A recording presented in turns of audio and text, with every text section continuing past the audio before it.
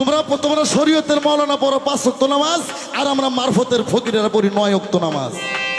জোরে কন্না নাউযুবিল্লাহ। কুফরি আকীদা। রাসূল সাল্লাল্লাহু আলাইহি সাল্লাম বলেন, বাইনাল আবদু ওয়া বাইনাল কুফরি তারকুস সালাহ। যারা সালাত আদায় করে তারা মুসলমান, আর যারা সালাত আদায় করে না তারা কাফের।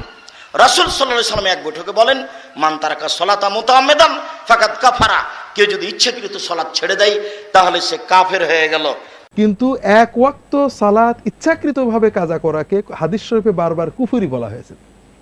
সাহাবায়ে কেরাম বলতেন, একজন মুমিন চুরি করতে পারে, মদ খেতে পারে, পাপ করতে পারে, রোজা কাজা করতে পারে, হজ না করতে পারে, কিন্তু নামাজ কাজা করে এই ব্যক্তি কখনো মুমিন হতে পারে না।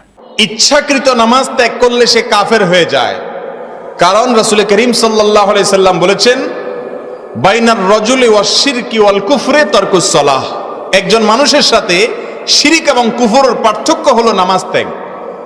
মান তারাকাস সালাতা মুতাআম্মিদান ফাকাদ কাফারা।